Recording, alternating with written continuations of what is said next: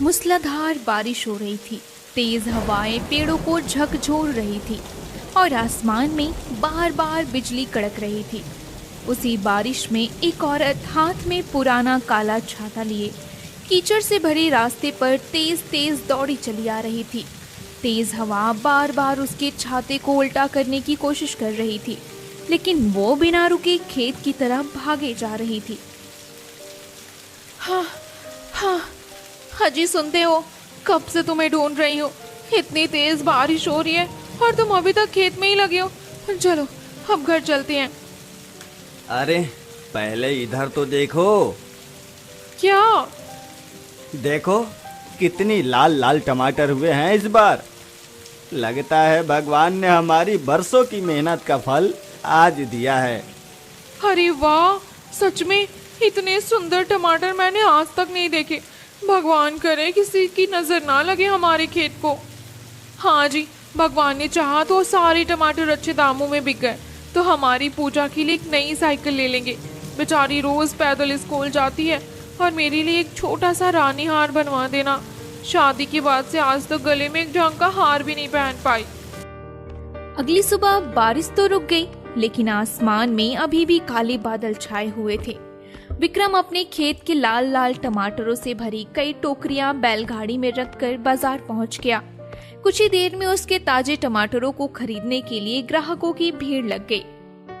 जब विक्रम बाजार में टमाटर बेच रहा था, तभी उसके सामने एक बूढ़ी औरत आकर खड़ी हो गई। अरे बेटा, टमाटर कितने के बेच रहे हो? चाहे जितने के बेचूं, तुम यहाँ क्यों आई हो? तुम तो ये टमाटर खरीद ही नहीं पाओगी। क्यों खरीद नहीं पाऊंगी? क्या बहुत महंगे बेच रहे हो? हाँ, बहुत महंगे बेच रहा हूँ। तुम्हारी औकात नहीं है इन्हें खरीदने की। जाओ यहाँ से, चली जाओ। सच तो ये है कि मेरे पास पैसे नहीं है। मैं तो तुमसे सिर्फ 2 टमाटर मांगने आई थी। क्या तुम मुझे 2 टमाटर दोगे? क्यों? मैं तुम्हें यूं ही टमाटर क्यों दूं? दरअसल मेरा बहुत मन कर रहा है टमाटर खाने का। अगर मुझे तुम 2 टमाटर देते तो तुम्हारे पास तो बहुत सारे टमाटर है ना। बहुत है तो क्या तुम्हें दे दूं? जाओ यहाँ से, निकलो। अपमानित होकर बूढ़ी औरत उदास मन से वहां से चली गई। लेकिन उस समय तक विक्रम ये नहीं जानता था कि वो सचमुच की बूढ़ी औरत नहीं थी, बल्कि जंगल की भेष बदली हुई डायन थी। मेरी बेइज्जती? इतनी बड़ी हिम्मत! अब मैं भी देखती हूँ कि तू अपने उस टमाटर के खेत को कैसे बचा कर रखता है। आज रात से ही तेरी बर्बादी शुरू होगी। बूढ़ी ने तय कर लिया कि इस अपमान का बदला वो पूरी तरह चुकाएगी। यही सोचकर उस रात बूढ़ी विक्रम के टमाटर के खेत के सामने पहुंची, लेकिन चारों तरफ ऐसी मजबूत बाड़ लगी थी कि वो अंदर जा नहीं सकी। अब क्या करूं? अगर अंदर नहीं जा पाई तो ये टमाटर कैसे खाऊंगी? मुझे कोई दूसरा रास्ता निकालना होगा। जैसा सोचा वैसा ही किया। डायन ने दूसरा उपाय ढूंढ लिया।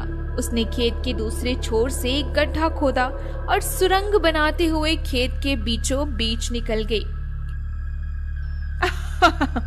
अब आएगा मजा। अब मैं भी जी भर के जितना चाहूं उतने लाल लाल पके टमाटर खाऊंगी। ये कहकर डायन मन भरकर टमाटर खाने लगी। चलो, आज तो बहुत खा लिया, अब और नहीं खाया जा रहा। कल फिर आकर खाऊंगी। ये कहकर डायन वहां से चली गई। अगले दिन सुबह विक्रम और उसकी पत्नी टमाटर के खेत में आए तो उन्होंने देखा कि खेत के बीचों बीच एक बहुत बड़ा गड्ढा हो गया है। हाय हाय, ये क्या अनर्थ हो गया? हमारे खेत के बीच में इतना बड़ा गड्ढा कैसे हो गया? मुझे तो लगता है किसी ने गड्ढा खोदकर हमारे टमाटर चुरा लिए हैं। मुझे भी यही लगता है, लेकिन ऐसा किसने किया? जिसने भी किया हो वो आज फिर जरूर आएगा। तो आज रात हमें पहरा देना होगा। चाहे जो भी हो, मैं उसे पकड़कर अच्छी तरह सबक सिखाऊंगा। इतनी मेहनत से उगाए हुए अपने टमाटरों को मैं इस तरह चोरी नहीं होने दूंगा। इसके बाद विक्रम और कविता पूरी रात मिलकर टमाटर के खेत की रखवाली करने लगे। उधर जैसे ही डायन टमाटर की खेत की ओर आई, उसने देखा कि अंदर जाने का कोई रास्ता नहीं है। अब क्या होगा? मैं अंदर कैसे जाऊं? अगर एक बार अंदर पहुंच गई तो फिर कभी बाहर नहीं निकलूंगी, लेकिन अंदर जाऊं कैसे? बहुत सोचने के बाद डायन को एक उपाय सूझा। वो फिर से बूढ़ी औरत का रूप धारण करके विक्रम की बेटी के पास गई। अरे बेटी, तुम लोग यहाँ क्या कर रहे हो? इधर आओ, मेरी बात सुनो। नहीं नहीं, मैं नहीं आऊंगी। अगर गई तो मम्मी पापा डांटेंगे। अरे तुम्हारी मम्मी पापा मुझे जानते हैं, वे कुछ नहीं कहेंगे। तुम मेरे साथ इधर आओ, मैं तुम्हारे लिए बहुत स्वादिष्ट चीज लाई हूँ। डायन की बातों पर भरोसा करके पूजा उसके साथ वहां से चली गई। उधर पूजा को ना पाकर विक्रम और कविता घबरा गए। हमारी बेटी कहीं चली गई, जरा आसपास ढूंढो, यहाँ खड़े मत रहो। लेकिन अगर हम यहाँ से चले गए तो चोर खेत में घुस जाएगा। अरे राम, तुम्हारे लिए तुम्हारी बेटी बड़ी है या टमाटर? जल्दी चलो। दूसरी ओर डायन पूजा को जंगल में छोड़कर वहां से चली गई।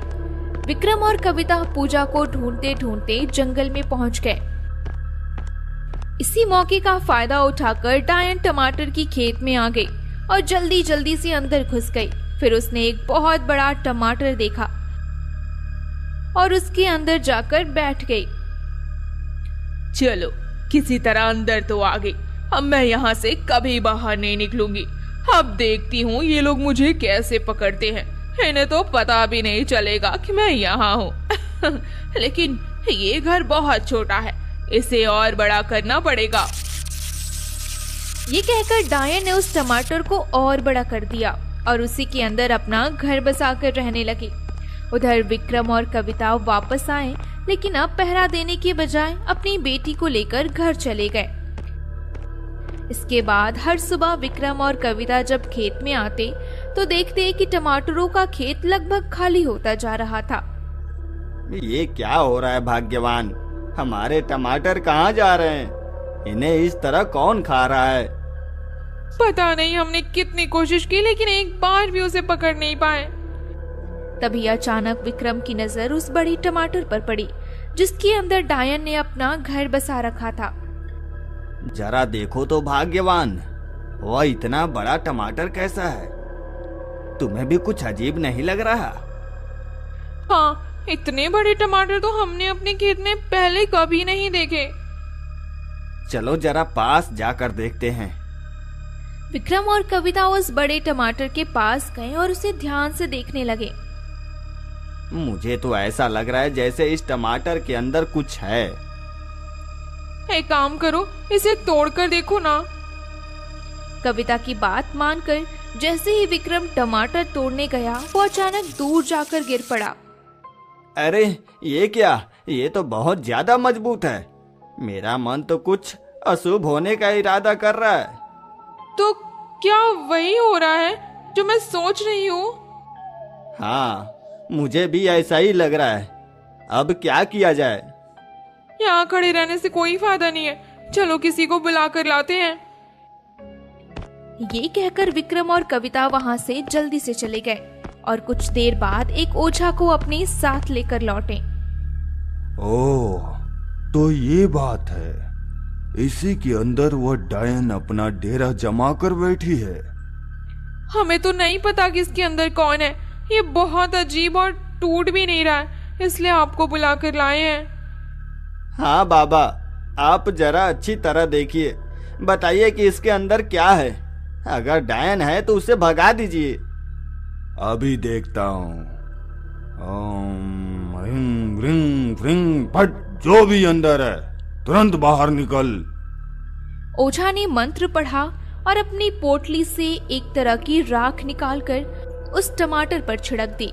उसी क्षण डायन तड़पती हुई टमाटर के अंदर से बाहर निकल आई। अरे बाप रे, मर गई मर गई। कौन बदनसीब मेरे घर को उजाड़ने आ गया। तो मेरा शक सही था, तू इसके अंदर छिप कर बैठी थी। बता, यहाँ क्यों बैठी थी? क्या तुझको इसका हिसाब देना पड़ेगा? जब ये लोग मेरा कुछ नहीं बिगाड़ पाए तो तुझे बुला लाए। नहीं बताएगी तो देख, यह जो राख है इसे फिर से तेरे ऊपर छिड़क दूंगा, फिर देखता हूँ तेरा क्या हाल होता है। अरे नहीं नहीं, क्या तुम लोगों के मन में जरा भी दया नहीं है? मुझ पर इतना अत्याचार क्यों कर रहे हो? तो बता, तू यहाँ क्यों आई थी? टमाटर खाने के लिए। मैंने उस लड़के से टमाटर मांगे थे, लेकिन उसने मुझे नहीं दिए, इसलिए मैं यहाँ आकर खाने लगी। तो क्या इसलिए तू यहाँ आकर अपना घर बसाकर बैठ गई? अब बता, तू यहाँ से जाएगी या नहीं? नहीं, मैं यहाँ से नहीं जाऊंगी। इतनी बड़ी हिम्मत! ठहर, आज मैं तुझे जलाकर ही मार दूंगा। हाँ बाबा, इसे जलाकर मार दीजिए। इसने मेरा बहुत नुकसान किया है, यह फिर से यहाँ आ जाएगी। शांत हो जाओ विक्रम, इतना उत्तेजित होने से कोई फायदा नहीं। बोल डायन, तू यहाँ से जाएगी या हम तुझे जलाकर मार दें? नहीं नहीं, मुझे मत जलाओ। मैं अब कभी यहाँ नहीं आऊंगी और टमाटर खाने भी नहीं आऊंगी। अच्छा, तो अभी इसी समय यहाँ से चली जा और अपना यह घर अपने ही हाथों से तोड़ दे। अभी तोड़ती हूँ। ये कहकर डायन ने अपने ही हाथों से अपना घर तोड़ दिया और वहां से जल्दी जल्दी भाग गए। लो विक्रम, अब तुम लोग इस मुसीबत से मुक्त हो गए, लेकिन एक बात हमेशा याद रखना, कभी स्वार्थी मत बनना और घमंड मत करना, नहीं तो फिर ऐसी मुसीबत में पड़ जाओगे। इसके बाद विक्रम और कविता दोनों बदल गए। वे अपना व्यापार करने के साथ साथ गांव के गरीब लोगों की भी मदद करने लगे। दूसरी ओर डायन अपना टमाटर वाला घर खोकर इधर उधर भटकती रही।